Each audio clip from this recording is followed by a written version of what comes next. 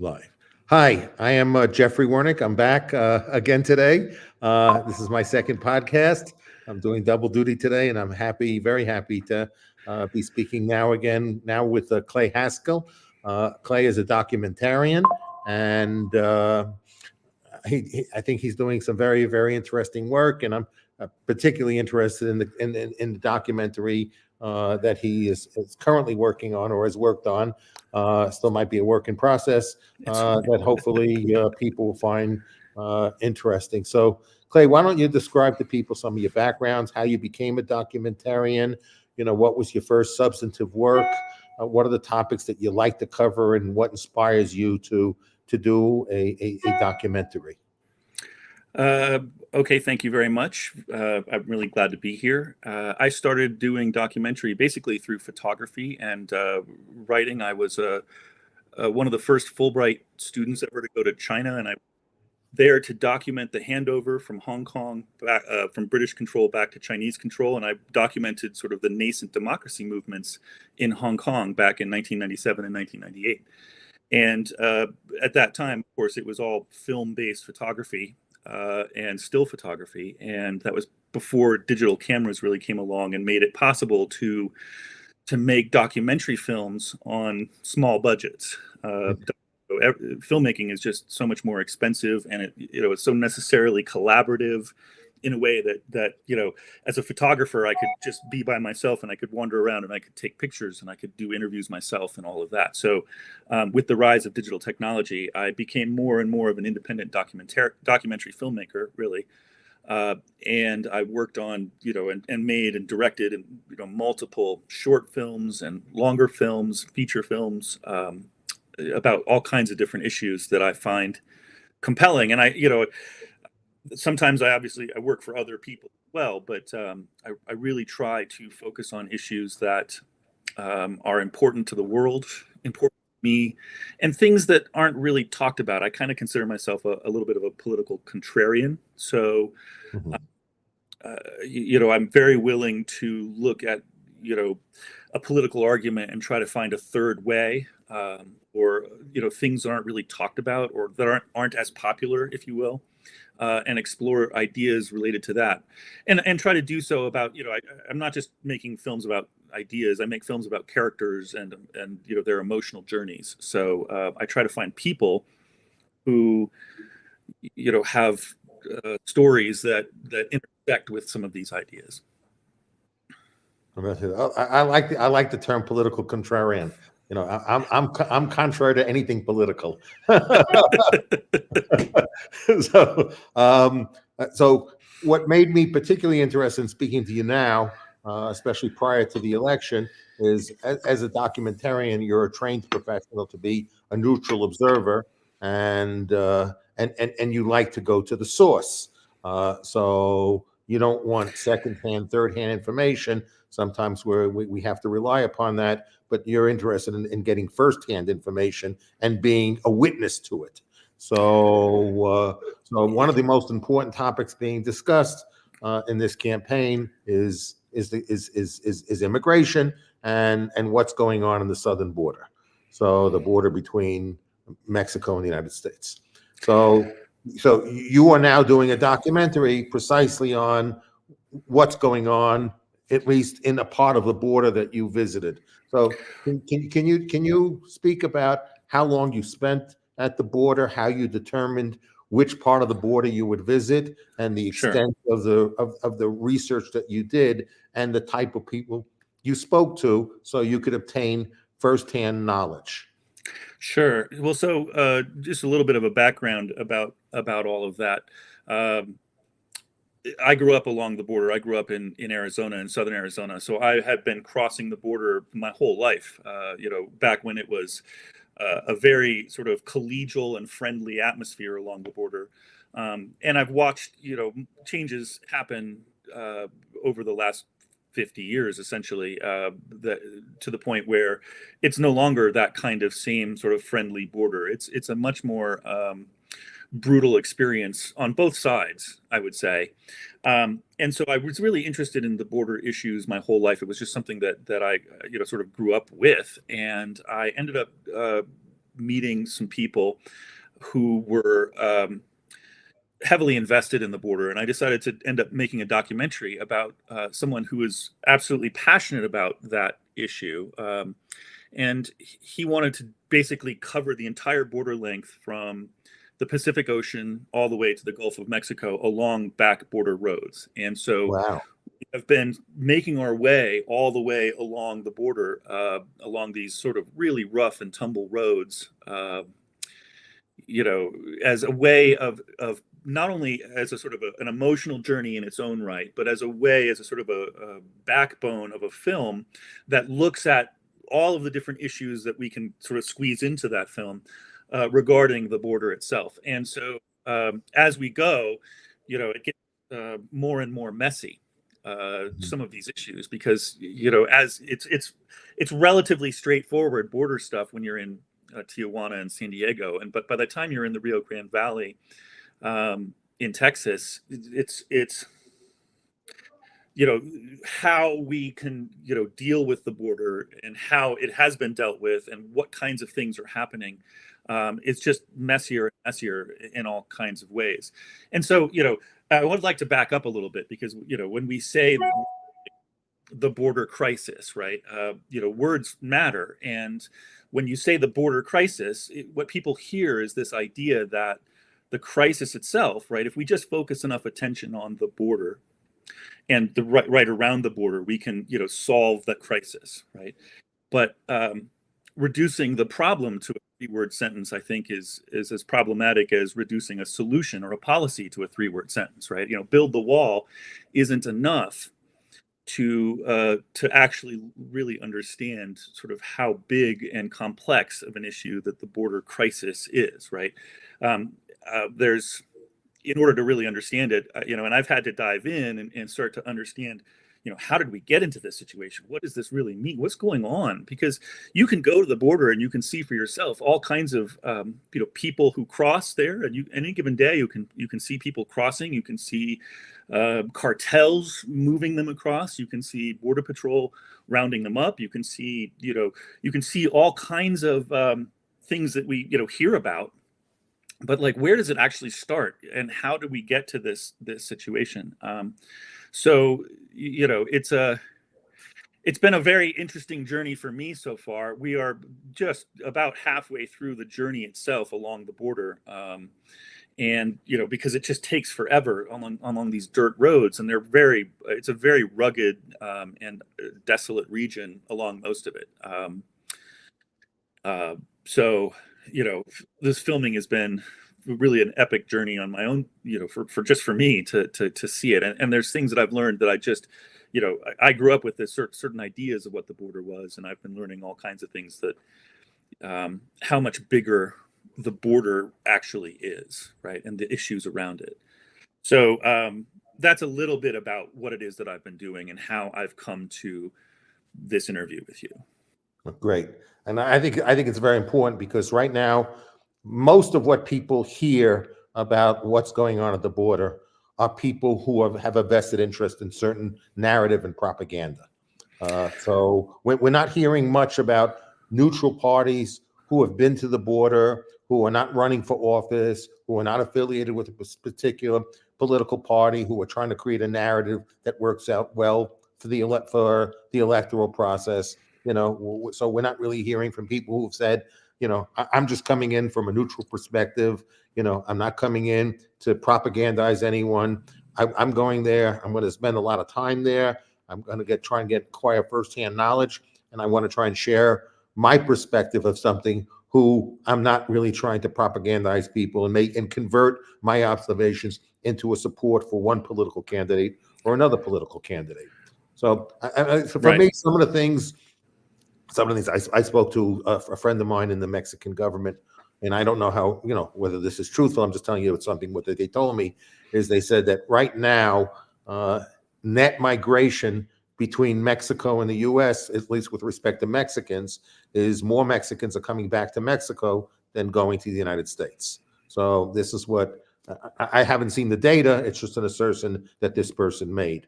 So, and it was just a conversation I had yesterday. So I haven't taken the time to really go out and validate that. That's just a statement that would be made.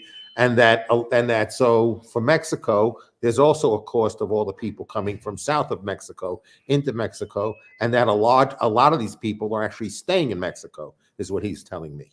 So like the type of things that Trump has mentioned, like the Venezuelans and things like that, many of them have actually made a decision, what he told me, to stay in Mexico. So it's not as if this problem is a problem of Mexicans coming to the United States and anymore. That used to be a problem, but it's more of a problem today of people south of Mexico, coming across the border, and and uh, and they're staying in Mexico, and a lot are going to the United States, and a lot are staying in Mexico, and so it's a problem that there's a mutual interest, in solving, because this also has a collateral impact on Mexico as well.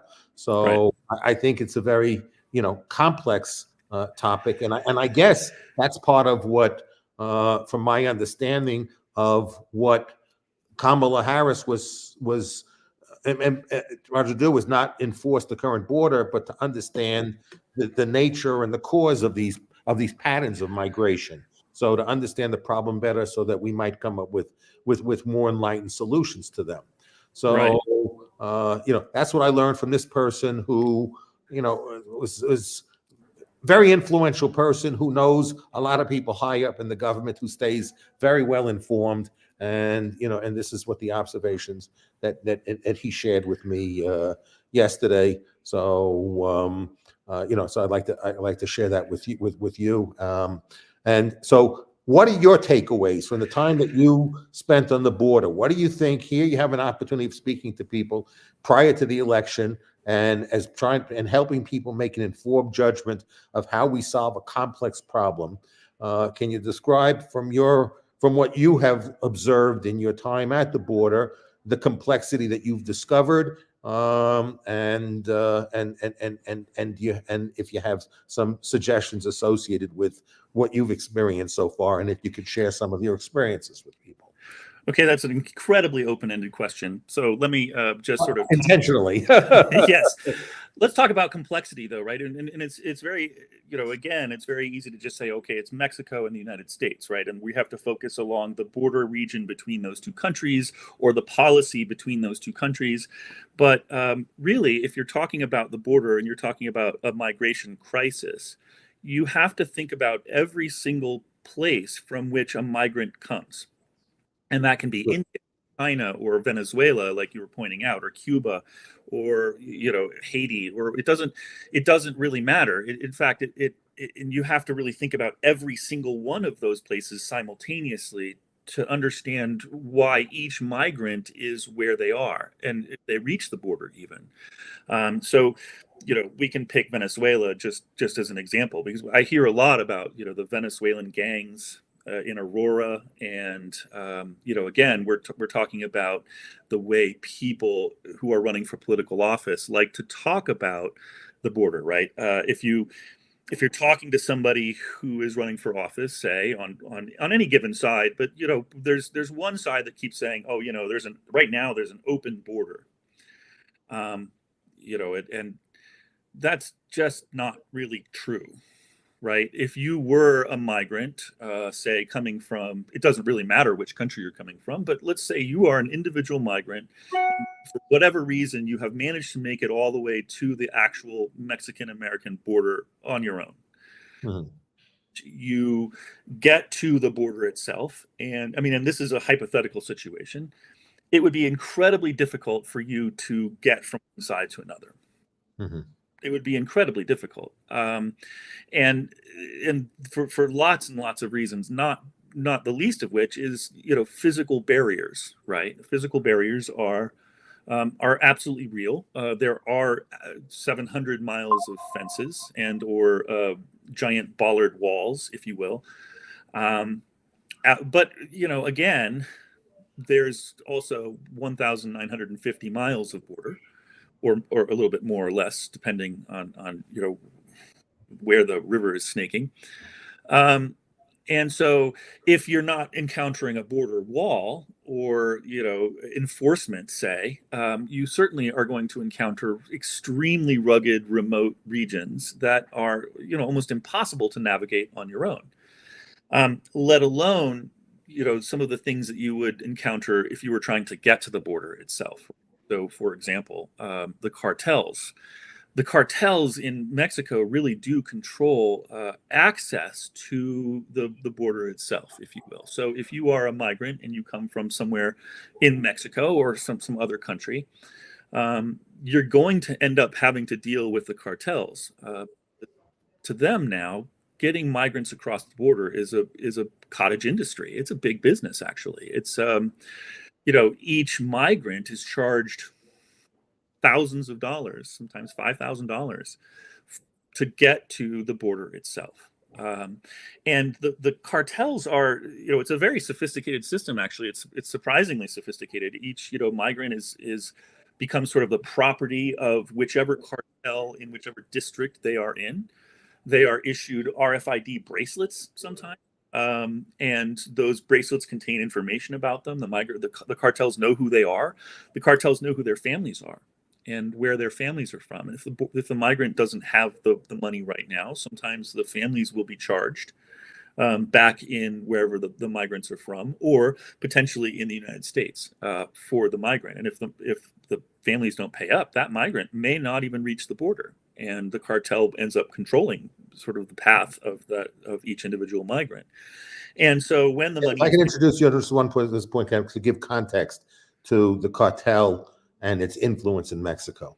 The size of the narco economy, in other words, the drug economy in the U.S., is bigger than the total GDP of Mexico. So the cartel economy is bigger than the total GDP of Mexico. So the cartel has significantly, because the cartel economy, they keep 100% of those resources. Okay? Right. The Right. Mexican government, that has a smaller economy that has to tax it, they only keep a small percentage of those resources. So the Right. cartel access to resources might be 3, 4, 5 times the amount that the Mexican government has. So if you think about that type of challenge, could you imagine a situation where the military was controlled by, a criminal organization, Correct. and the military had 5 times the amount of resources that the government had? Who would win that battle, the government or the military that has access to significantly more resources?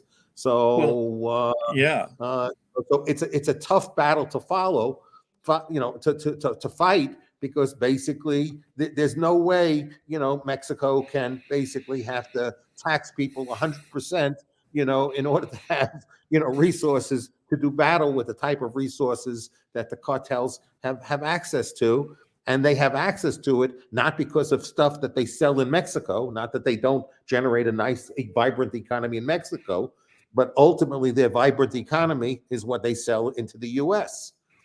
Right. So, so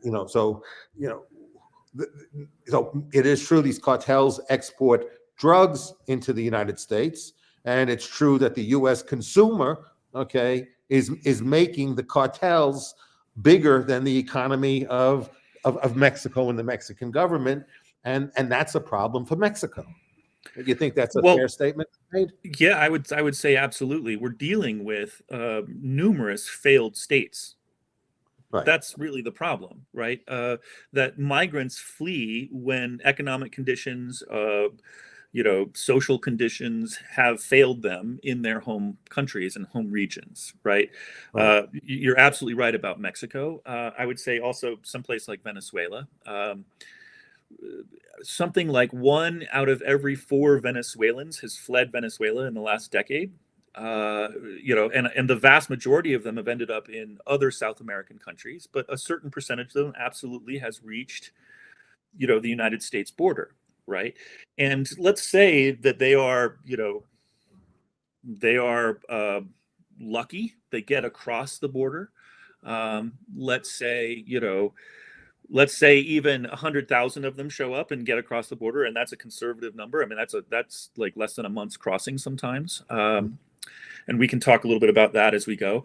But even if the Border Patrol then catches 90%, the Border Patrol now has 90,000 Venezuelans in its custody, right? So what now, right? How does the Border Patrol deal with this? How do we deal with this? Well, one of the issues that we're dealing with is that in order to deport somebody, you can't just send them back to Venezuela. And the reason is that you need the Venezuelan government's cooperation in order to deport them. So even if we had 90,000 Venezuelans to send back to Venezuela, we have no deportation treaty with the Venezuelan government. And that's partly, we're still talking about some leftovers from the Cold War, really.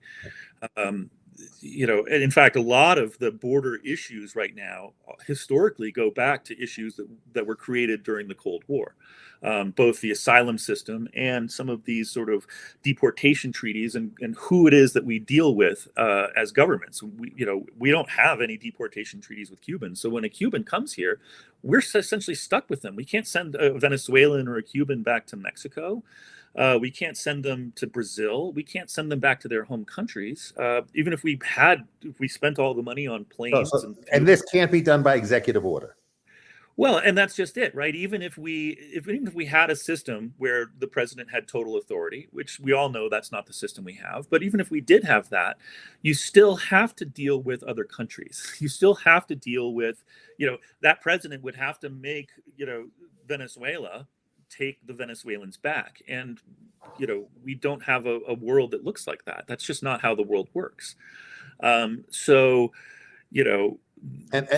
did you find that the Border Patrol had a welcome wagon and they gave people something to eat and they got them in a bus and had a map on where to ship them into the United States?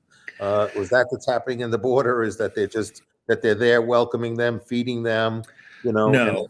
and then sending to the United States, and that actually nobody's being incarcerated, but they're actually there to greet the people, to welcome them to the United States, and to facilitate their entry into and assimilation and absorption into American society. Right. That's not at all what's happening. That's what they're told that's what we're told is happening right now. Yeah, that's not at all what's happening. Now, there are people who are volunteers, and these are American citizens who volunteer because they see a humanitarian crisis, part of the larger border crisis, if you will, who go down there and who will, give out food or provide a place for a migrant to sit. But and are those volunteers coming? Are they getting funding from? Maybe the Biden administration might be funding some. No. It's nothing is funded. So this is all privately funded. It's all privately funded, and these are, there are volunteer organizations who are there trying to prevent the humanitarian crisis. I mean, there are. And this is legal, right? Yes, every day. No executive order can be saying we're now going to. Well, I guess maybe. Can the president make an executive order basically saying anyone that goes and feeds somebody that's crossed the border is a criminal and they're a felon and I'm going to put them into jail? Can we have a they can try of the attempting to? I don't know if that can be done by executive order. Oh, they can certainly try. That doesn't mean that will hold up over time, but it also depends on how, who's in the court system, right? Who is judge in the court system and where they land on some of these issues too. So it's very possible that some good, well-intentioned American who is trying to prevent deaths of migrants who are relatively innocent people along the border to be arrested by executive order and imprisoned through the court system inevitable, it's for forever. I mean, it's possible. Aiding and abetting a crime by feeding an illegal immigrant. Correct. So someone that illegally crossed the border. So yes, that's absolutely possible. So maybe a government could come in and scare people from having any sense of a humanitarian sentiments, and to disincentivize them to go in and try and treat in any humane fashion somebody who's successfully made it across the border.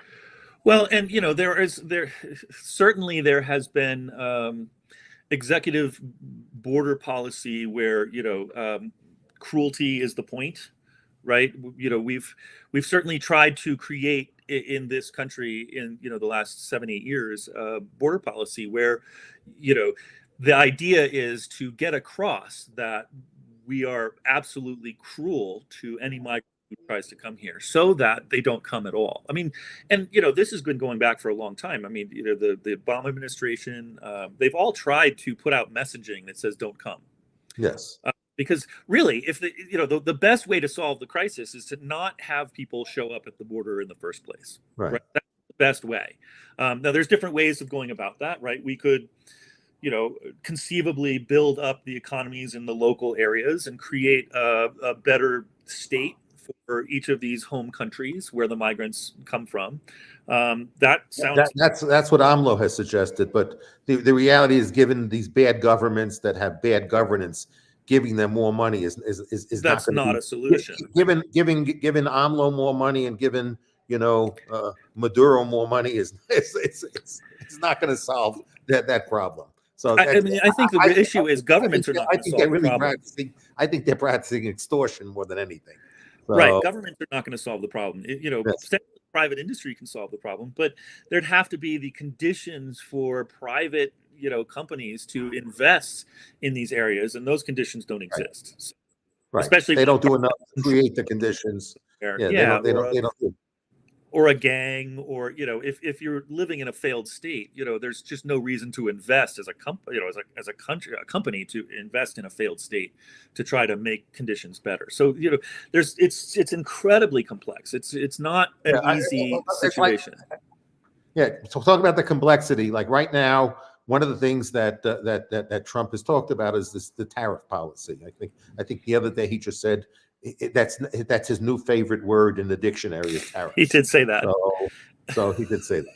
So and a lot of the tariff proposals he's made are in breach of the free trade agreement that was signed with Mexico. So correct. Because there's a lot of China has set up shops in Mexico, legally done so, and these shops that are now Mexican companies that are majority owned by Chinese entities, but there is a local entity, it's a local subsidiary, and they've established themselves in compliance with the guidelines set out by the treaty that Trump himself negotiated. So all these cars coming in from Mexico are coming in legal, and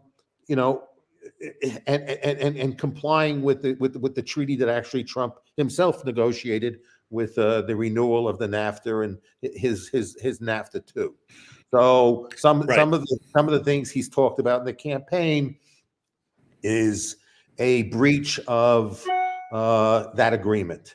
So to the extent that it's a breach of that agreement, then there's the risk that he will, when the treaty expires and comes for renewal, that maybe he will not renew NAFTA. So you're going back to the complexity issues and the economic circumstances. So now we have all these manufacturers hiring people, to do all this work of sending cars to the United States. And suddenly all these people are fired because all these plants shut down.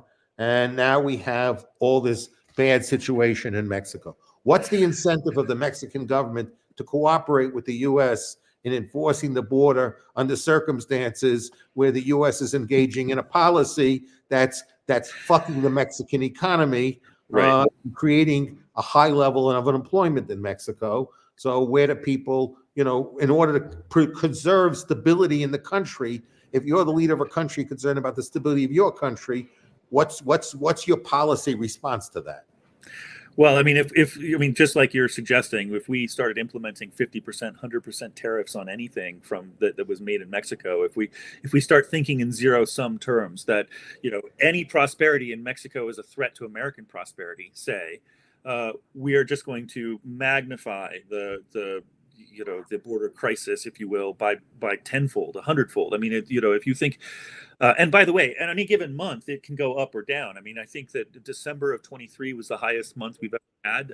They measure border crossings in what they call border encounters. And that can be, a border encounter can be, one person cross and get sent back and can cross again, and that's 2 encounters. And so, ever since, I mean, we can go back a long time over the last 20, 25 years, and border crossings go between 150, 200,000 border encounters down to 15, 16,000, up and down and up and down and up and down, depending on, on any given day, economic conditions, political conditions, those kinds of things going on in the home country. So again, if we strip down any prosperity in Mexico, expect border encounters to spike way up. I mean, it's these things, you can't do these things without affecting other, any policy is going to affect something else in ways. It's all connected like a liquid wave. Make a big splash here, a big, tsunami occurs over here. While the time you spent at the border, what evidence were you able to acquire or observe, accumulate, witness that basically the people crossing the border are being specifically and explicitly selected by certain governments, by Venezuela, that they're basically letting their prisons out, they're getting drug dealers, they're giving them incentives, and they've emptied out their hospitals that have mental patients, and that they are then paying these, so that these governments are actually paying the cartel to get rid of all these elements of society. Because I guess that's what happened. The cartel is bringing the traffic to the country, right? Almost everybody that's coming in is paying somebody from the cartel to get them into the U.S. Is that? Well, it's very difficult to do without having to pay the cartel. Yes. Okay. So most of them are coming in because they're paying the cartel. Right, but these are all individual people. I've never met and somebody. it could cost $5,000, and it could cost several $1,000s. So we think a lot of mental patients are taking their life savings and paying cartel members to get across the borders. And these prisoners are getting let out of prison. They're going to their ATM. They're getting their $5,000, or the government is paying the cartel to empty out the prisons. What evidence that everybody crossing the border is either a member of a cartel, that they're a rapist, a murderer, that they were emptied out of a prison, or they were emptied out of an insane asylum? What evidence is there?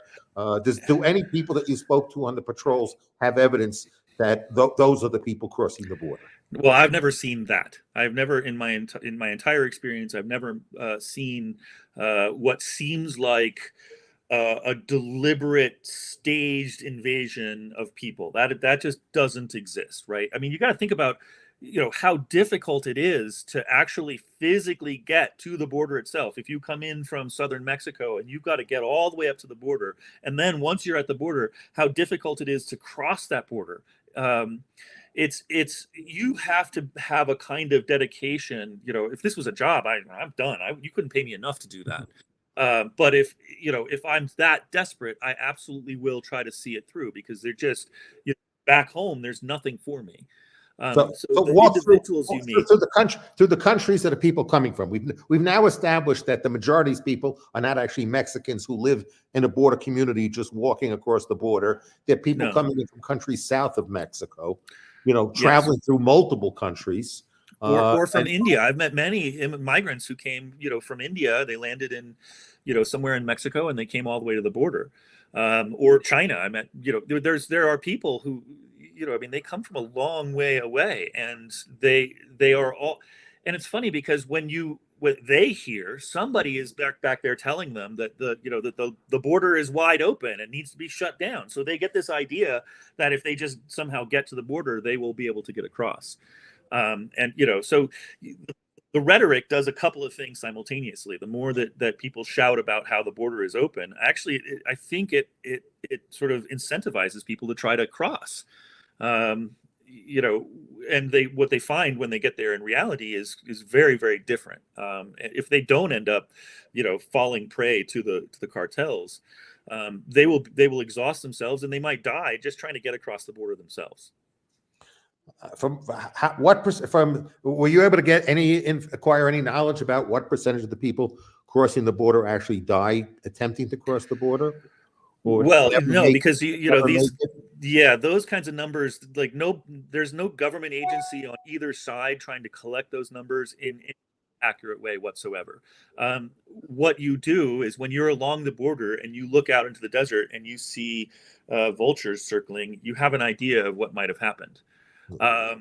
That's about as close as it gets. Now, there's also you've got to imagine that the migrants who are that desperate are probably the biggest sort of threat, if you will, of malignant people in the cartel, right? If you are a young woman, you may get traded in for the sex industry long before you reach the border. If you come under the sort of the protection of the cartel, if you will, or then the cartel will do everything it can to make money off of these people. They don't look at them as they're not the customer, right? They're kind of the product. Right. That's very well said. What did you get to speak to many people working at the Border Patrol and people involved in border security while Right. you Yes. visit? Yes. So what have you learned from them? What are when you speak to somebody one-on-one, who has no necessarily, an agenda with respect to a narrative. It's just, two sincere individuals having a conversation with each other. What are you learning from them? Well, okay, so that's a whole other part of this, and I would say any given individual Border Patrol agent, for the most part, are good people. I mean, I'm not trying to. I don't want to, try to, cast aspersions on them, right? A lot of people do get into these kinds of enforcement jobs with good reasons and with good hearts, and I would say though that if you are an American traveling along these kinds of roads along the border, you will be stopped multiple times. Just the Border Patrol they don't know who you are. They want to stop you. They want to make sure you are not shuttling migrants in and out of the country. They're very, very they're on it, really, but they're not just patrolling the border itself. In fact, you would actually find more Border Patrol inland from the border, because we have something called the border zone, which is a 100-mile zone around the border itself, and it goes also for the coastal border. So it goes to Canada.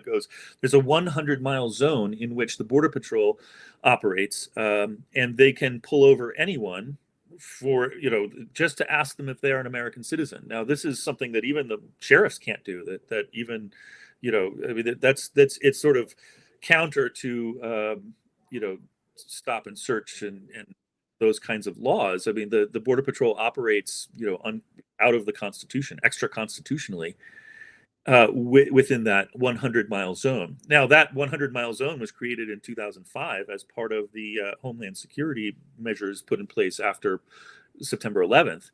And with a single signature, could be extended to 200 miles. And by the way, 100 miles even, right? Like every major city in the country, really. We're talking about New York and Los Angeles and Seattle and Miami. The entire state of Florida, I think, pretty much falls within this 100-mile zone along the border. So, the Border Patrol actually has a lot of power to operate within those zones. Now, I've talked to Border Patrol who are absolutely lovely people, but they are they're all there to just try to do a job, right? And the job may be to patrol the border itself, but maybe the job is to stop and try to make sure that migrants don't get further inland. And there are numerous border checkpoints inland, Mhm. everybody along major highways, so if you are a migrant and you are coming across, most of them, I'd say 90%, I don't actually have real numbers on that because it's impossible to have real numbers on that.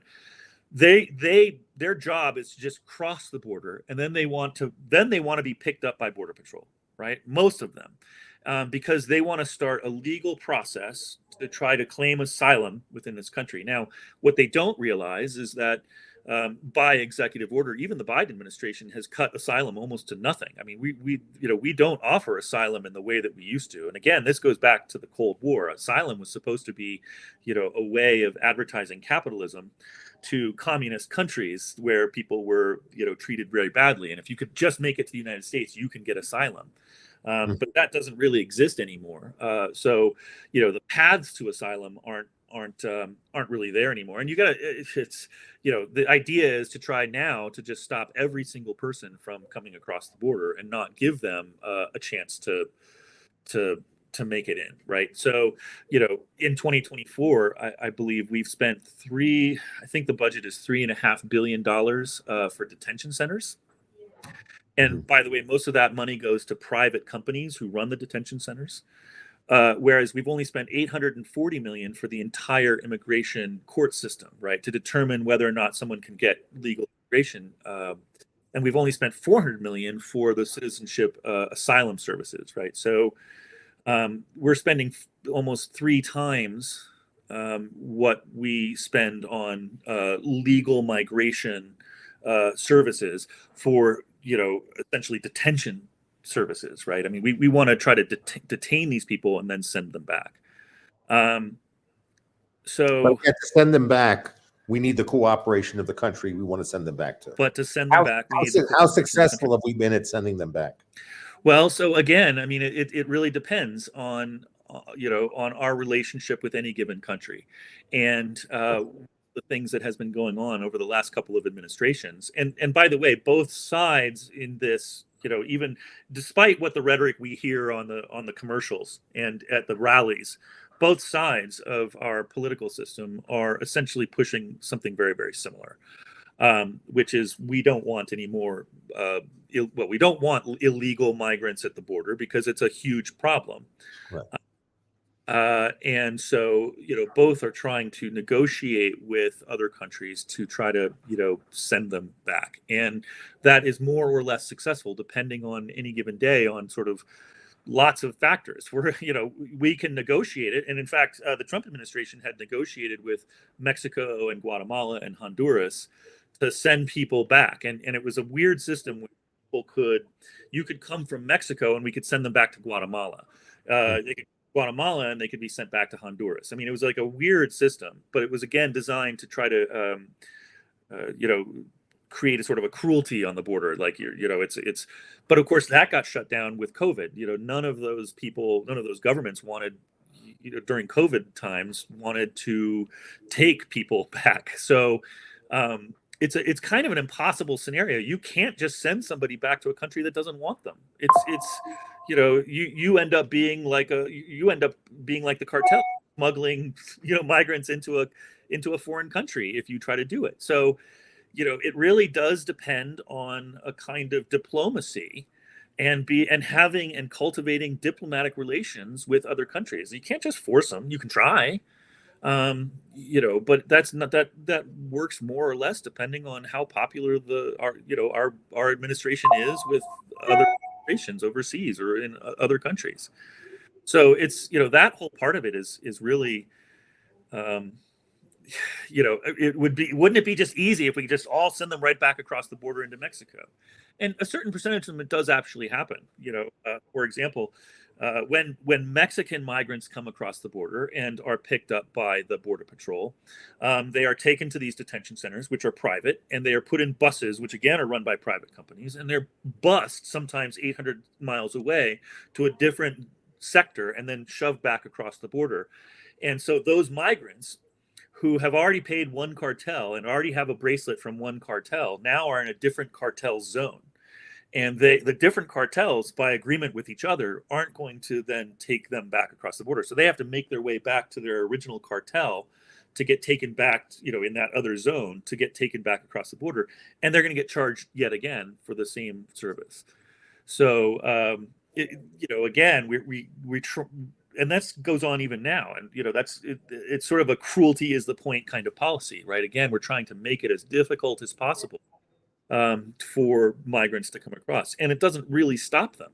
So you've got a huge percentage that are just trying to get to the border and say, okay, I'm here. Phew, we finally made it. And they're at that point, they enter a whole new kind of set of very challenging circumstances for them. But a small percentage who, okay, they recognize they know more, right? They have more information. They understand that there's a 100-mile border zone and that they have to get outside of that somehow before they are sort of safely in the country. And those are the people who will put on camouflage, sort of jackets and camouflage bags and try to hike past where those border checkpoints are along the major highways. And so that's a whole different level of difficulty. And a lot of those people don't make it. I mean, sometimes they are murdered, of course. There's always that danger. But just trying to hike 100 miles in the Arizona desert or in South Texas, just to get inland far enough to be picked up again by somebody else, assuming you have that contact, and then taken somewhere inland. That's an incredible difficulty in its own right. Again, you couldn't pay me enough to do that. I don't know, where the idea comes. I guess it sounds good for the rhetoric, for political purposes, that, oh yeah, they're paying people to do this, but it's just not the reality. So let me try and summarize and make some comments on what you said. So here we have a whole universe of people from numerous countries who feel wherever they are right now, their life is really fucked. Okay. Correct. And it's so fucked that they know they're embarking on this very dangerous venture that could take many months to do to get to the U.S., knowing that what they'll have to go through. So then their eyes are not shut. They understand the risks associated with this. And they're not only willing to take the risk, they're willing to pay money to take that risk, and they're willing to take money to pay a bad actor to get them across the border, and that they know they might be ongoing obligations to that bad actor to get them across the border. Yet they still think doing all that is better than the status quo of their lives. Correct. Is that fairly accurate? That's absolutely correct. And it's not just that, right? We're talking about whole families, and they're bringing, 2-year-old, 3-year-old, 5-year-old children sometimes to do this. And that's how desperate they are. Well, it's not just for them. They're desperate for their offspring as well, their kids. Many of them are doing it for themselves, and many of them are really doing it not for themselves, but for their kids. So right. That's willing to take the risk. Is they might think their life is pretty fucked, but at least they want to hope that they can give their kids a better future. Correct. Yes. Which is why they're willing to take some of the shit jobs they take when they get here, is because they're doing it to give their kids a better future, not necessarily themselves significantly better future, but at least the kids will have some hope of a better future. That's correct. And we haven't even begun to talk about the economic impact of having migrant labor in this country. Right? There are many industries that depend on it, and in fact, our economy largely depends on it. I can't imagine how much inflation we'd have if we didn't have these sort of migrants taking these low-wage jobs in this country. It would be, it's incredible to think about. So yeah, that you're absolutely right. So do we think that this cartel that's been successful at navigating the entire United States to build distribution channels to get drugs into the United States, do we think that this cartel is heavily deterred by a wall? Well, and that's a good question. So I have here a piece of the wall. Right. This was cut out.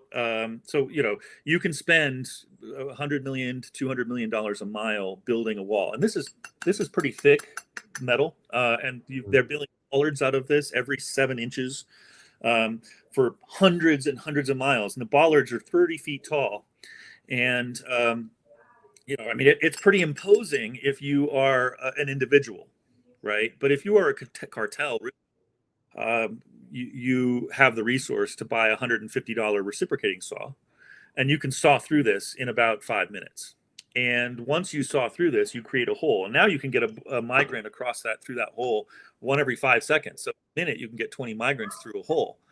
And if you're a cartel, you don't even need to do that, but you certainly can, right? If you're a cartel, you can also go to where the border patrol, the border wall stops, or where there are naturally gates in the border wall, because there are lots and lots of gates that are designed to be opened for various reasons. Sometimes the border wall, really, let's be honest, the border wall isn't built on the actual border. Most of the time, it's built inland from the border itself. And that's just because that way we have total control. And in places like California, Arizona, New Mexico, there's you can build it within, right? And that's relatively low hanging fruit. It's fairly easy because that was public land. Those are pretty, desolate areas. But in South Texas, along the Rio Grande, you've got private land mostly that you're building in, and you can't build the wall right down the middle of the river, right? So they build it inland where they can. And in doing so, they have actually ceded in some ways something like 100 square miles of property, if you will, back to Mexico because we have to build the wall inland. So, if question, by building it inland, you're not stopping people from getting into the country because they're meeting the wall while they're already in the country. well, and that's, that brings up a sort of a theoretical point, right? So you could put a birthing clinic in the United States on the other side of the wall and have, pregnant women come to that birthing clinic, and they don't even have to cross the wall to give birth to a U.S. citizen, according to the 14th Amendment. Now, that could go all the way to the Supreme Court, and who knows how they would decide that the 14th Amendment doesn't apply. But, they'd probably figure out a way. But yeah, absolutely. Hypothetically, a lot of our land actually is on the other side of the border wall, and that means U.S. citizens are walled out. Keeping them out of the country. It's they're already in the country. It's making it marginally harder to navigate getting further into the country. The moment they touch the border wall on the other side, no matter where they are, they're pretty much in the United States. Yeah. So, and the border wall can't substitute for other types of border security. So it's not a substitute, because what you're saying is that maybe for an individual, they might not have the equipment to basically open up a door from the wall, but right. For the cartel, it's not a problem at all. So if we build a wall, and just have a wall across the entire border, and we don't really reinforce it with other means and methods, ultimately the cartel is just going to go in, build their own entry point, and they'll build their own. They'll construct their own door from out of the wall, and people will just go in without much of a problem. So the wall is the solution. Okay. Well, the wall is kind of an illusion. Yeah. I mean, it's absolutely real. Again, if you are an individual with no resource, it's going to be very difficult to get across. But if you have any resource, or if you are going through a cartel, getting across that border wall is no longer the problem, right? The problems are much bigger on multiple levels. But the border wall itself, yeah, I mean, absolutely, it's sort of an illusion. And again, you as much as you want to, you can't build it up and over the mountains. There are whole spots where they, essentially dynamited mountains into these giant canyons in order to build an easier border wall through it. Or you can't build a border wall across a stream in areas of the desert where there are monsoon storms, and the monsoon storms will take down whole sections of the wall. So there are private companies, again, no bid contracts, and they donate to whichever political candidate is in the power, right? These private companies will get paid, billions essentially to not only build the wall, although there's not building the wall at the moment, although Kamala Harris is talking about building more wall. They're also paid to maintain the wall that's already built, right? And anytime where there's a cut, somebody has to go and fix that. And it might take a month, but it will eventually get fixed, because there's all kinds of people who are paid to, maintain this wall. And not just the wall, it's also the road next to the wall. So, they're building not quite a super highway, but they're certainly building, cement road along the inside of the border wall, so that it's a lot easier to get your border patrol trucks up and down in that area. It will take, your vehicle takes a lot of sort of wear and tear just getting on some of those areas. It's super steep and it's super rocky, and it's really rough traveling. It takes a long time to do what I've been trying to do, which is get from one end of the border to the other along those dirt roads. So what could really get done by executive order? So you're saying right now, one is we should have the ability to govern the country not through executive order. I mean, I don't think the founders wrote a Declaration of Independence, to create a system where we granted so much authority in the president because the legislative body was so dysfunctional. We decided, why not? If we believe the legislative body is so dysfunctional, why not abolish it and just go back to? And then they say we made a mistake in the American Revolution by thinking we can have a constitutional republic, and let's go back to a monarchy, and let's have somebody who we like, and have them have, essentially unlimited, unchecked power. Because when we say so I don't think any American should want any problem solved from either party. And I'm not saying Trump is the only user of executive orders. Every president has, in my opinion, abused executive orders. Every single president, yeah.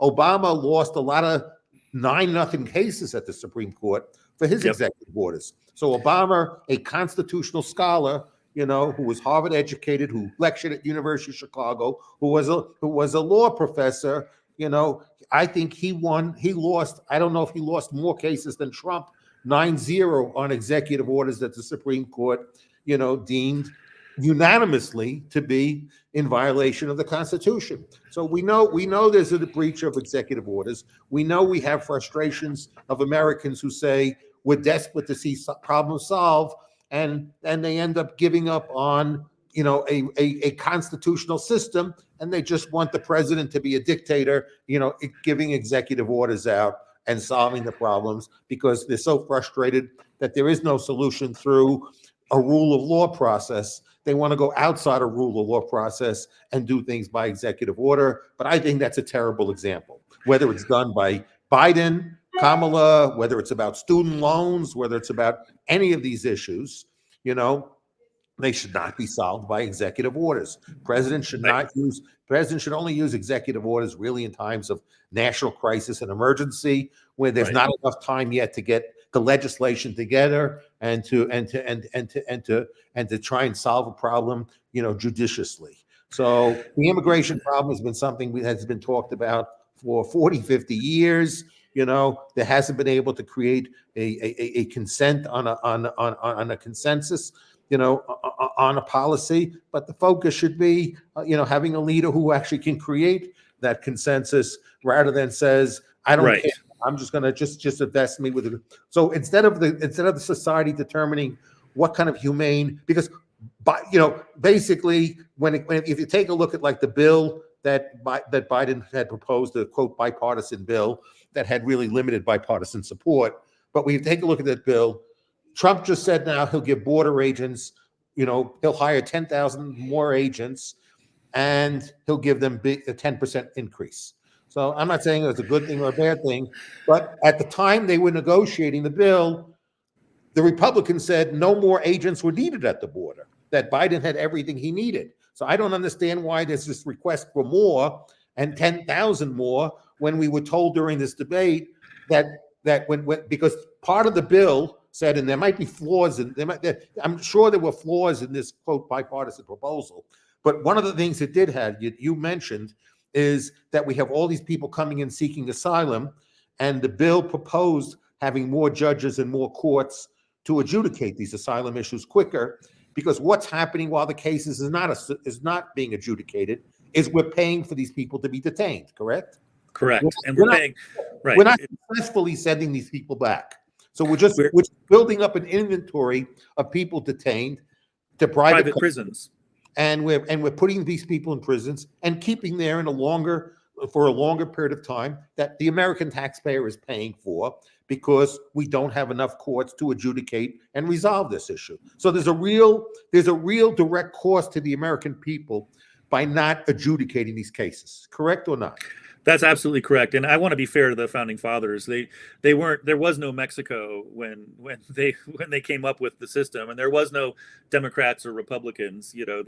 They came up with a system that was going to work in its day and in its age. And then of course, the world has changed quite a lot, right? I mean, the founding fathers were worried about, Great Britain, and they were worried about France, and they were worried about Spain, and they weren't worried about, there was no Mexico, right? That just wasn't more than a concern. That. One of the grievances was Britain's inhibiting the flow of migrants into the United States of America. So their grievance was not, and actually this whole, when it came to the thing that Jefferson got so upset with Adams about, the immigration and nationalization policy, is they separated out immigration from nationalization. There's a difference between welcoming people into the country and making people a citizen. So there were no real passports needed to people come across the border. There was no real border security. People could come, they could stay, There was no such thing as an illegal immigrant. There were just people living here who were not naturalized citizens, but there was no concept of an illegal immigrant. And for almost the entire 19th century, there was no concept of an illegal immigrant. There were just people who were here who were not naturalized. They were not citizens, but their presence here was perfectly legal, and they didn't have to go through a process of becoming legal. They were legal the minute they got here, and there was no deterring them getting here. So that's correct. Yeah. That's the U.S. history of the founding of this country, and throughout the 19th century, and this concept of illegal immigrants, is really a construct of the beginning of the 1920s. Is when we first had these issues with respect to. I think we could actually go back to Chester Arthur and the Chinese Exclusion Act, but yeah, I think you're right. Yeah. It's a construct of a much later time period. Absolutely, yeah. Yes, we did have I think that was in the 1840s. The Chinese exclusion, 1880s, I think, yeah. 1880s, yeah. So we did target the Chinese at one point in time. After they stayed here after helping build all the railroads. Yeah. We didn't want them to thanks, stay. But no thanks. So, yeah. Thanks, but get the fuck out of here. Pretty much. Yeah, that's pretty much it. Yeah. So so we have this very, very complex problem. This idea about somebody being an illegal immigrant is a relatively new and novel concept. And I'm not saying it's an illegitimate one. I'm just saying it's a new and novel concept with respect to the historical contents of our founding. And and the visioning of the country is that this was a place that welcomed anybody to come. It didn't give benefits to people. People had to make it on their own. So this is a country based upon individualism. You came here, don't expect anything from government, make the best life you can, and you got to do it on your own, and you might never be a citizen, but as long as you're here and you're a productive person, no problem. So just that was the concept, yeah. And that was the concept. And then we decided that we would create, an entitlement state. And, obviously that changes incentive structures, because then you come, it increases the economic benefit. It increases the incentive of getting here. Okay. So every time the government gives money out to people will have everywhere else around the world now has a greater incentive. The incentive is different than if the government is not giving money out. And we have to be clear, the federal government doesn't really give money out to illegal immigrants. I wanted to say that. Yeah, it's funny because I hear state governments that every migrant immediately gets thousands of dollars upon coming here and they get all these benefits. And that's just not true. That's just, I don't know where that comes from, but I guess it's a fear that, somebody else is getting something I'm not from my own government. And, but it's just it's a rumor that has no basis in reality. Both the Congressional Budget Office and the Fed have reported that their expectations are from their models is that on a basis of federal finances, that over the next 10 years, illegal immigrants will add about $1 trillion of revenues over the next 10 years. So they will help reduce the budget deficit by about $1 trillion on a federal level, not a state and local level, but the work done by both the CBO and the Fed. And the Fed has also stated that one of the reasons the economy was more resilient in 2023 and 2024 than they expected when they started raising interest rates was the level of illegal immigrants coming. They didn't replace Americans, they created new jobs that probably would not have existed if they didn't come. So they added to economic activity. And normally, if you add to economic activity, you add to federal government receipts. So that's that taxes is taxed. So to the extent that you add to economic activity, there's a tax benefit to the federal government of additional revenues. So if you can really massively deport 20 million people, which, as you're saying, is likely not going to happen because you need the cooperation of the recipient nation, and not many nations are going to accept 20 million people back. So, so all you're going to do is detain them, and now instead of let's think about this. I got 20 million people who are currently working. They're paying taxes. They're contributing to Social Security, and they're contributing to Medicare. Right? They're not getting Medicare benefits. They're not getting either of those benefits. Social Security, yet they're contributing into the system. They're paying taxes. They're paying rent. They're going buying food. They're going out and getting entertained. So they're creating taxable income for other people as well. The government is taking claims against this taxable income, and now they're getting income in from people for certain benefit programs in the trust funds who will receive none of those benefits, So that's all a net positive contribution. And now what we do is we round up these 20 million people and we permanently detain them, okay? Because we're busy looking, so we have the cost of rounding them up, okay? Correct. Then we have the cost of a lot of the trials, because maybe the way we're rounding them up will violate some due process and they'll get lawyers. And so now we'll have legal costs associated with the litigation associated with the detention, okay? So this is not free, right? None of this is free. Yeah. So the government is not going to get a whole bunch of volunteers who will be deputized, and they will be going around rounding up, and agreeing to house them in their houses. They're going to go to a detention center. They'll have to pay a private company. We don't even know whether we have enough detention centers to detain 20 million people. So we'll have to induce private companies to build these detention centers to house these 20 million people we're going to round up. Okay, we'll have to pay for the cost of feeding these 20 million people who before were productive agents in the economy. Now we've taken them out of the economy. Subtracted that, yes. So we now have less money into Social Security, less money into Medicare. We have businesses that won't be able to, if we look at the number that J.D. Vance talked about, the other 7 million people, you have to take a look at the 7 million people. The best estimates of economists have come up with that those really who are employable, is about 1 to 2 million people. So I don't know how you're going to get 1 to 2 million people who are probably not employed because they're probably not very productive, and they're going to replace 20 million people. I don't know how they make that math work, but maybe that's MAGA math. And so, that's a good term. But I mean, I'm just trying to look at this logically.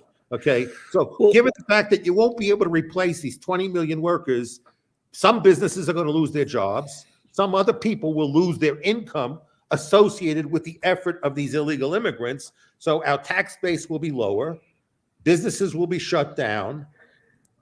Economic productive agents will be converted into criminals, detained for an indefinite period of time. Okay. Right. Is that more or less the reality of what a mass deportation program would look like? That sounds about right. Yes. And you can hire 10,000 more border agents, right? And station them all along the border. And you're really still only talking about 5 per mile, right? So, and I don't know how you'd support that, because again, that's a huge additional expense of putting in some sort of guard station every mile along the border. And then those 5 would somehow, eat and sleep and guard in shifts, and you're still going to have holes in the system where people can come across the border, especially when you have an economic system on the other side that is incentivized by bringing people in. So no matter how hard you try to deport people and how much money you spend on this, and no matter how dictatorial someone in charge can be over this, it doesn't actually solve the problem. So one of the things that you mentioned, and I think it's a profound and important statement, is that a lot of the people are coming to the border because they hear it's porous and that it's easy to get in. Okay. Right. So, and the more people that come here, the harder it is to deter entry, because if you got a few people coming across the border, there are enough people to do it. But if you got millions and millions of people coming, no way, they've overwhelmed the resources at the border. So, and people who are highly motivated. So we got to remember, all these people are very highly motivated. So these people are risking their lives. Okay. They're putting up money and risking their lives, and they know they're doing both. And they're paid by a group of the best experts in the world of figuring out how to get people to their destination.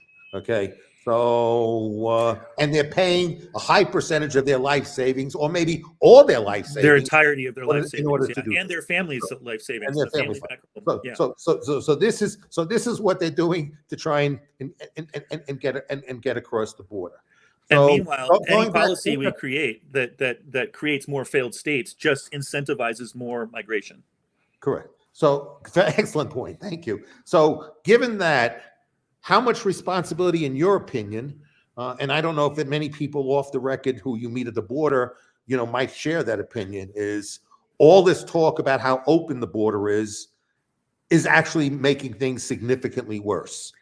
Yeah, So, no, and I think that's a really interesting point you bring up, because I think I actually think that's, we hear about these giant migrant sort of convoys, if you will, like from time to time. It doesn't happen all the time, but it certainly has happened. And somebody, I mean, we put out a lot of messaging saying don't come. We try to say, oh, it's going to be bad, or we even create real stories of travesty that happens here along the border, like child separation policies, and all of the detention and all of these, like, oh, you're going to be sent to a different country, all kinds of cruelty is the point type policy.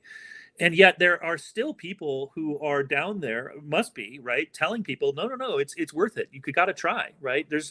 Because somebody profits off of that, right? So yeah, the messaging around this is really, really interesting. It's like, you look at it's almost schizophrenic if you look at our political situation, because we're saying at once, we're saying it's absolutely impossible for you to get across to the people south of the border, and at the same time we're trying to say, oh, the border is porous and open, and we've got to do something now, right? And it just creates this like mixed messages. And frankly, if I were that desperate and I was hearing both sides in some way, or I was hearing any of this kind of messaging, it would just make me want to try more. So how do these immigrant sort of convoys start in the first place? I would actually say that the more that we're chanting about building a wall, or that kind of thing, that it just seems to indicate that, like, our border is absolutely porous and open, and that oh yeah, and migrants get all of these benefits, they get health insurance and all this stuff. Like, I mean, Americans don't even get health insurance. I don't know. It's the idea that migrants come here and immediately get health insurance. I don't know where that comes from, but I do think that these weird mixed messages are absolutely, at least partially, responsible for this as well. So exaggerating the ease of getting here and exaggerating the level of benefits you get when you get here is encouraging people to come. I would think so. I can't prove that. And I also think cartels are pay people to promote the idea, because the cartels are making a lot of money, $5,000 per migrant per crossing, right? And they'll charge again and again and again, depending on how many times you get sent back. They'll happily take the money, assuming that money, you can even get a hold of that money, right? They'll just ransom it out of your family. So yeah, we're creating a system where there are private companies on this side that benefit, exclusively from enforcement and construction and detainment and transportation, and we're creating a system on the other side that benefits from some of the same stuff, the trying to get people across, it's an absolutely complex and frankly kind of a bonkers, insane system. I wish I had an easy solution. I don't. I don't see an easy solution, except rational discussion about this and rational policy coming from that discussion, and a whole bunch of good faith people having those discussions. And again, the party system just doesn't seem to encourage that. Yeah, that's my that's my. We no longer have a process, and I think intentionally each party has an incentive to polarize people, because that's what encourages people to get out and vote and support a party, is by saying that whoever gets elected, the other party is a disaster, and they'll destroy our country. And that's Right. basically what Kamala and the Democrats are saying about Trump, and what Trump is saying about Kamala. They'll each destroy the country in different ways, but each party elect this person or that person, that's a path to destruction. So so they don't create a framework under which statesmen can say, I want to really put the country first, and I want to put the country first by having I say that what political parties all do is basically they all sell the free lunch. They all sell every problem is easy to solve, and there's no cost associated with solving the problem. I snap a finger, and I got the solution. It could be implemented overnight. Everything is simple. And I'm not just saying this to Trump. I'm saying this. No. Yeah, if I I don't were want a this, I don't regular, want this to be directed as a partisan comment, but we right, we right, trivialize every problem. We trivialize the solution to these problems. And the reason why these problems persist and many places get worse is because they are non-trivial in nature, and the solution is quite complex, and it requires people of good faith to sit around a table and solve it together. And we don't seem to have that good faith effort to solve the problem because each party wants to gets their benefit, is the benefit that their private benefit of keeping the problem alive to them is worth more than the public benefit of solving it, because that keeps them in office. And their real objective is not to make America great again, is to keep themselves in power. So, yeah, and saying and doing whatever they can. And again, when I say make America great again, I don't want this to be directed as I'm just talking about Trump. right. No, both parties are performing almost in concert, not necessarily colluding, but they're performing in concert, right? They're performing simultaneously in a way that perpetuates and problems. Yeah, and if I go ahead. I would be thinking, oh yeah, border security sounds good, because I have a backyard and I have a fence in my backyard, and that fence helps keep me feeling private and safe, and so I want the same thing for my country, and I get it, right? It makes perfect sense until you actually go down to the border and start to think about and try to understand how complex, messy this problem actually is. And I want this conversation, the comments I've tried to make is just to reinforce the thing is that this is a complex problem. There are not simple solutions. And what we're hearing are non-solutions from both parties. Correct. So, but I want when Trump talks about some ideas, what I'm encouraging people is really to think through the consequences of his words.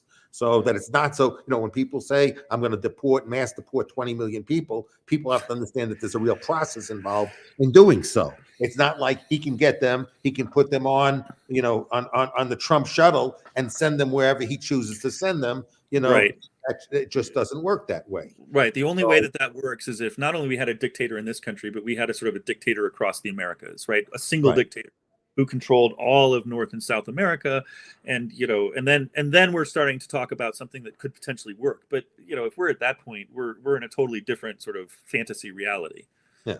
So what I'm so what I hope is this for the conversation, and I think you've done a great job of hoping whoever is going to watch this is to understand that this is that it hasn't been solved because it's complex in nature. Then nobody should think there is a simple solution. Nobody should think that this is going to be solved overnight. And people should also understand that these people who are here, on the most part, on a federal level, are actually contributing to economic growth. And again, this in any population, you're going to find bad actors, and that's true. Absolutely. Of any sample of population.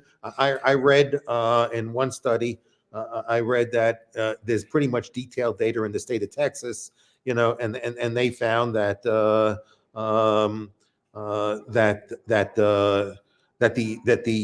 percentage of violent crimes committed by illegal immigrants is a smaller percentage than they represent of the total population of Texas, which basically just demonstrates, at least in the state of Texas, an illegal immigrant is less likely to commit a violent act, than somebody who's here legally. So, there's a lot of statements made and there's a lot of numbers put out, and these numbers are put out without adequate context. So people don't really know what these numbers mean because they're not given context. These numbers are just presented in a cherry-picked way to tell the worst story. And that's why none of the context is not provided, because if people looked at the context, they would draw a different conclusion than they do having a number and picking it out of thin air and then repeating that number over and over again. But believe me, every time an illegal immigrant does actually commit an atrocity, a terrible crime against an American citizen, you'll hear about it, right? I mean, every time that happens, it's big news. So, if that was happening at the rate that people seem to suggest it's happening at, we'd be inundated with it, and it just doesn't. That's just not the reality. Yeah, so I'm not trying to advocate a solution to this problem. I'm trying to use this conversation so that as people are thinking through what a solution should be, they should have a deeper understanding of the nature of the problem and understanding the complexity of finding any solution. So, I mean, I'm glad, you know, I think it's I'm someone who believes that if the world embraces economic freedom, then people will have less of a desire to leave their country if they have freedom where they live. The unfortunate thing is that we haven't been very effective at promoting economic freedom, and part of the reasons we can no longer promote it is we don't practice it ourselves. We used to reasonably practice economic freedom, and so people would follow by example. But I think we're a lousy example now. So given the fact that we're as lousy an example we are, we're still better than anyone else. So right. that's why people are coming. Both of those things can be true simultaneously. Yes. So we're still the best example out there. We're just not as good an example, as we used to be. So we'll still give people a better life than they'll get almost anywhere else in the world. For a large country, not a small country that might have a homogeneous population, but for a large scale country, you're not going to find a better choice, than the United States of America, which is why so many people make the effort they do to get here, is because we're still the best choice. So, but we're not as good a role model. So, well, that actually does bring up something else. And you sort of, if you pick any expat population in this country where there's a large number of people, El Salvadorans or Hondurans or Cubans or Venezuelans or what have you, right? There you can look, and there is some history of the United States not actively destabilizing those countries and those regions, for political purposes. So it's a bigger mess historically than we even like to sometimes talk about. Yes. So, and we need to talk about.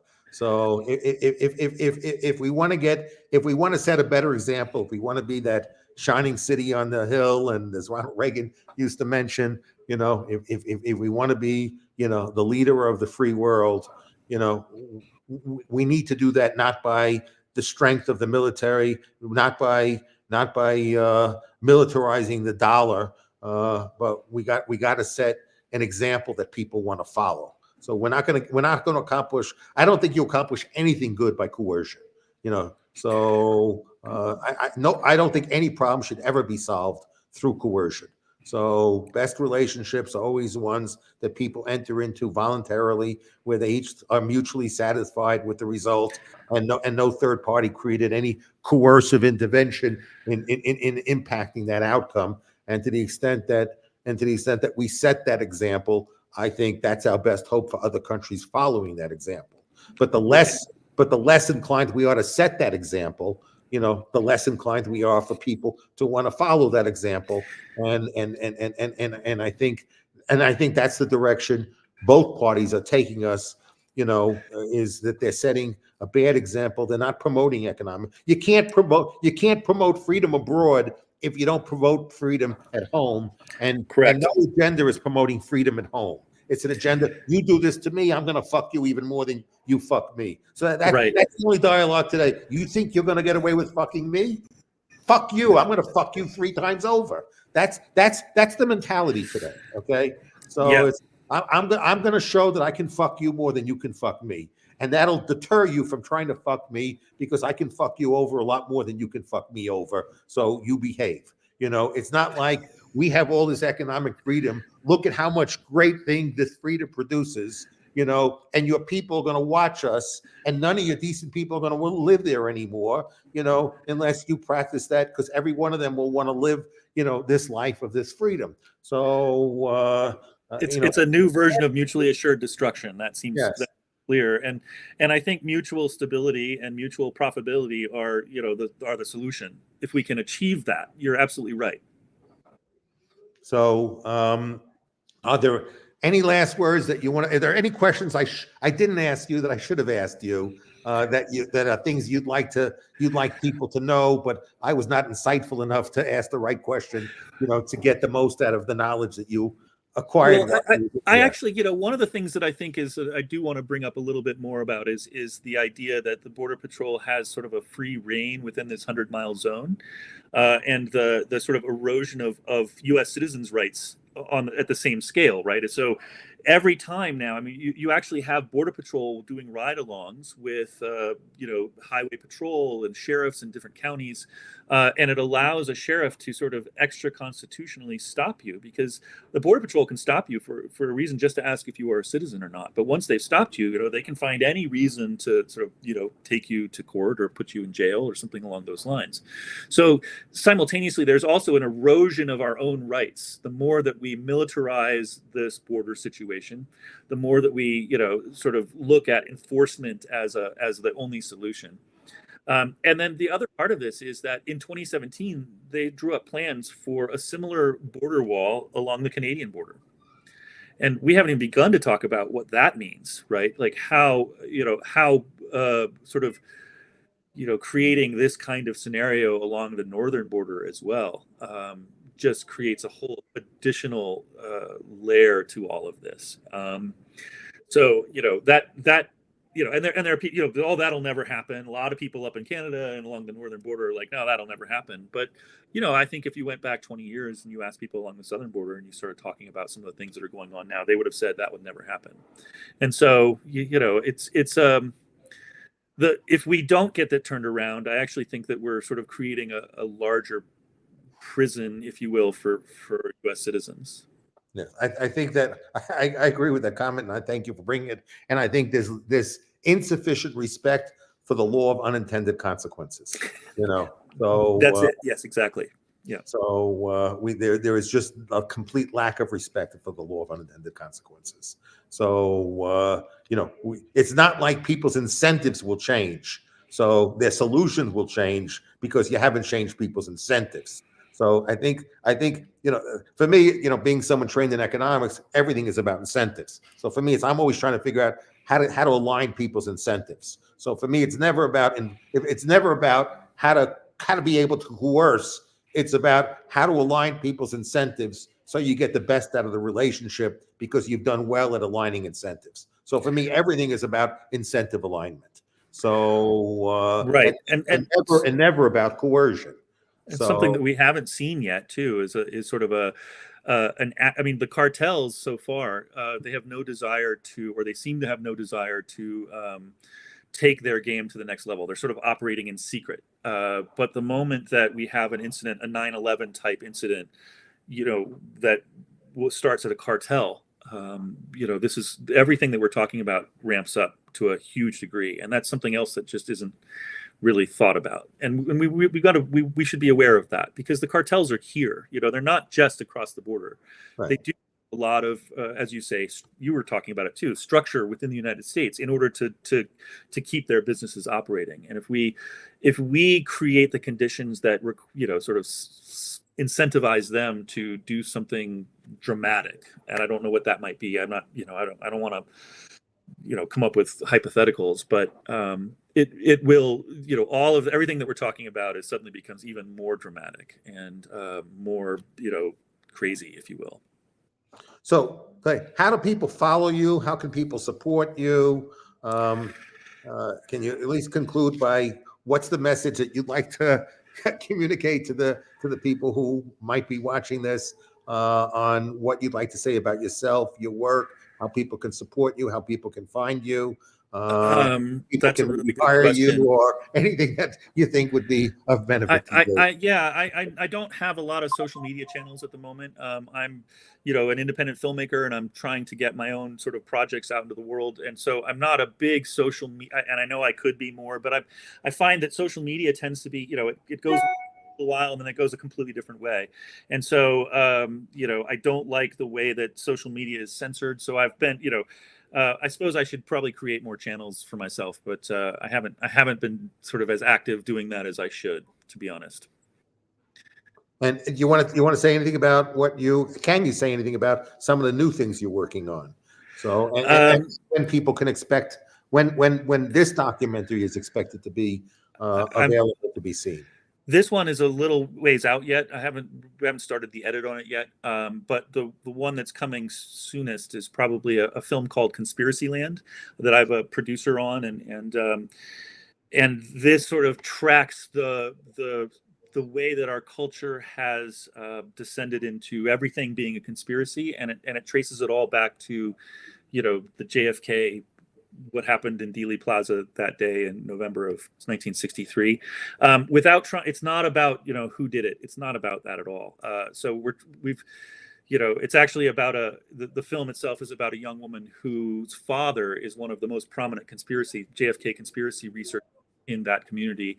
And so she's trying to come to terms with, a father that she's never really agreed with, and has, her experiences growing up has colored her whole life. And in doing so is researching how, our world has essentially descended into everything being a conspiracy, and how it's so hard to trust and learn about, what is a fact anymore. So that one is coming up, and I think will be, ready for distribution soon. So, yeah, I think that when you go back to this issue of trust, I always, I think the establishment of trust is the foundation of all good relationships. And then the question is how do you, mediate or intermediate trust? And, one of the reasons why I am such an advocate of Bitcoin, and why I think Bitcoin is so valuable, and why I think that the energy devoted to the production of Bitcoin through Bitcoin mining is so worth it, is because I don't think there's if there's one thing anyone who has learned anything about, Bitcoin, forget about, I don't like to talk about cryptocurrencies, because to me, Bitcoin is unique and separate from every other crypto that for me is a shitcoin. But the issue is that everybody, the process under which that Bitcoin is mined and produced, and the ledger that represents the activity, everybody trusts. Nobody doubts that ledger. The mechanism, that proof of work consensus mechanism for making sure that the double spending problem is solved, to have everybody trust that two parties can engage in a transaction without having any knowledge of who they are, and yet yet it's what's called trustless technology. That trust is embedded in the protocol, so trust is no longer an issue because it's embedded in the protocol, and people are satisfied that the protocol solves the problem. So then you don't have to worry about the issue anymore. So I think there's been inadequate conversation about how organizations, governments, companies can set up ledgers that have more trust embedded in them, and to the extent, and that would require a level of transparency none of them are willing to, accept. So, it's the fact is that people make money through information asymmetries. So information asymmetry is so profitable, the incentive to get people to be transparent is so difficult because there's just so much money made in the information asymmetry. The incentive is to maximize the value of information asymmetry rather than to mitigate information asymmetry. And I think that's why, when people take a look at supposedly this trust technology of blockchain, why people don't want to implement it, because there's so much money to be made in the status quo through information asymmetry. There's so much money to be made in breaching agreements. There's something called an efficient breach. So if I have a system where I get rewarded by breaching agreements, that I might pay a fine, but the fine I pay is small relative to the benefit I got from the breach, that's basically encouraging me to continue to breach. And so then now the expected value is very high of breaching, because one, the information asymmetry might make it more difficult to even detect it. And in the rare cases that it is detected, the fine I'll pay will be, it'll just make it a little smaller, the profit I made from breaching these agreements. So people don't take a look at the fact that we have an infrastructure that encourages there to be breaches, that encourages information asymmetry. And the more information asymmetry that's encouraged, the more trust is eroded. And most of these institutions out there, if you take a look, when I used to give Bitcoin talks, one of the first statements I would make, and I still stand by that statement, is there's no such thing as a trusted third party. So any system based upon third party verification, I don't trust. Proof of work is not a simple third party verification system because it's not people colluding or cooperating to validate a transaction.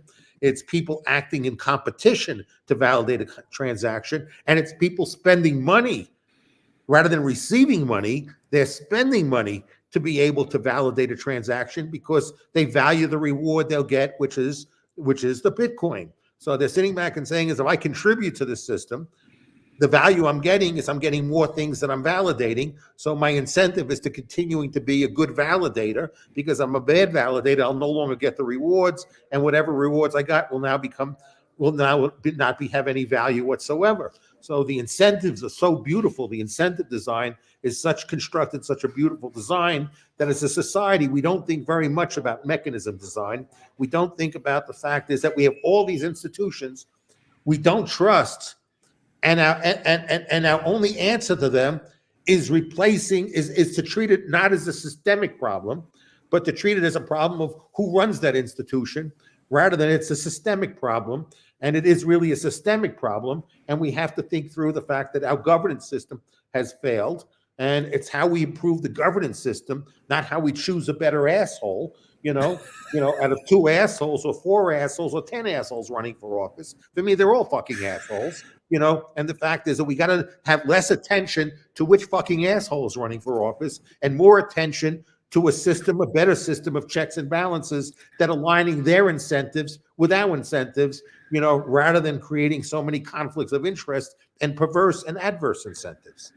Applying the blockchain technology to our political system sounds like an amazing solution to so many of these problems. I'm not really sure how to implement that, but I'm fully in agreement with you on that. Oh. Thank you. That's a perfect place to end the conversation. But I always like to give the guest the last word. So maybe the last word might want to be you're in full agreement with me. Maybe you want to say something beyond that. I just appreciate being here with you. I really love talking to you every time we chat. So thank you so much. And, I hope you keep doing this, and I hope your podcast goes through the roof. Thank you so much, Clay. I really appreciate the time you spent to be here and be my guest. I really appreciate it too. Thank you. Bye, Clay.